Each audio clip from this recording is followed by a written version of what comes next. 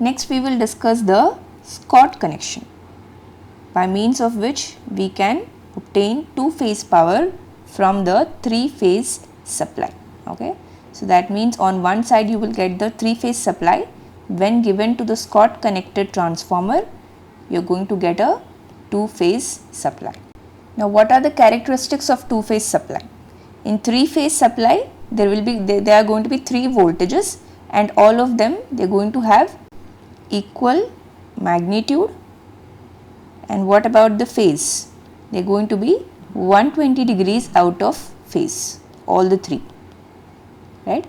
In the two-phase supply, there are going to be two quantities, okay, and these two quantities, they are going to have equal magnitude. So the first condition is same, and the second condition, the phase relationship is 90 degrees. They should be 90 degrees out of phase with each other. That means if one phase is like this, then the other phase will be like this. Okay, so 90 degrees out of phase.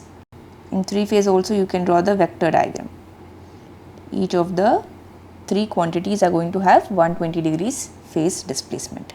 Now we will see what is this Scott connections, by means of which we can get the two-phase supply when a three-phase input is given. So these are the connections. Here there is one transformer and here there is another transformer, and the number of turns, this is going to be N1 number of turns, this is going to be N2 number of turns. Similarly, on the second transformer you are going to have N1 number of turns and N2 number of turns. Now if you can see here, there is a tapping from here to here. Okay, now this number of turns, this is only a fraction of N1, right? That fraction is root 3 by 2. So the number of turns here is root 3 by 2 N1, and here this is going to be exactly in the middle. So here N1 by 2, and on the other side also you will have N1 by 2. You can even mark the dot connections as well for better clarity. Now the three-phase line, it is going to be, this is line A, B, and here you have line C. So that means the three-phase line current is flowing like this, IA, this is second phase, and this is the third phase. This constitutes the three-phase supply. Now what about the two-phase output? This is going to be the two-phase output, current IA and the voltage that you are going to get here, small VA. This is the first phase of the two-phase, and here you will have the second phase of the two-phase output, VB, and the current that will be flowing out of this is IB, small b.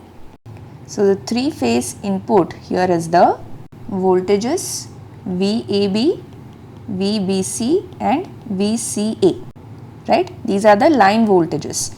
Between A and B the voltage is VAB, between B and C the voltage is VBC, and similarly between C and A the voltage is VCA. This is the three-phase input.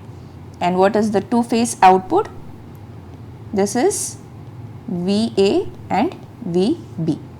Now we will verify whether this is true, whether this is truly a balanced two-phase system when given that this is a balanced three-phase system.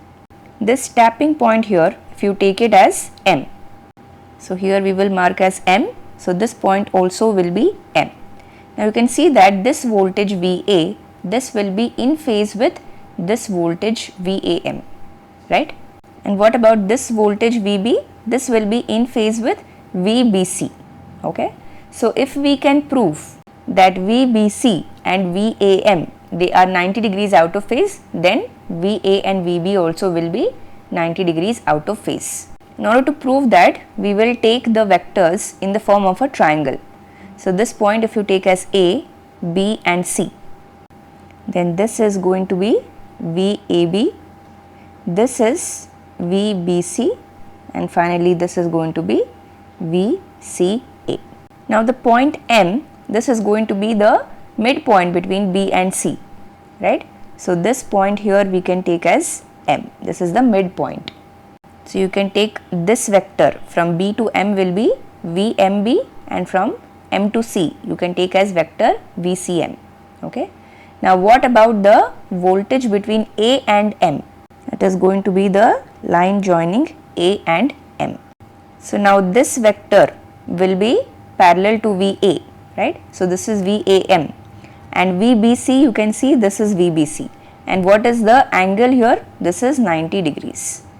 So we have the proof here, VA, angle VA minus angle VB is equal to 90 degrees. What is the other condition? We want equal magnitudes as well. That means mod VA should be equal to mod VB. So this we can find out from these voltage ratios. Here this number of turns is root 3 by 2 N1, and here you have N2. So you can write mod VAM by mod VA. This is going to be equal to root 3 by 2 N1 divided by N2. This is one relation. And in the second transformer, so often in some books they write this is the main transformer and this is the teaser transformer. So now what is the voltage ratio of this teaser transformer? Here number of turns is N1, here number of turns is N2. The voltages are VBC and VB. So VBC, mod VBC by mod VB is equal to N1 by N2. This is the second equation. Now another relation you can get, this mod VM, if you take in this triangle, this is VAM and VBC is this, right? And what about this part here? This is going to be VBC by 2. Now here you have a right angle triangle. What are the sides? This is mod VAM and this is mod VBC by 2, and this magnitude VCA, which is nothing but VBC, the magnitudes are equal.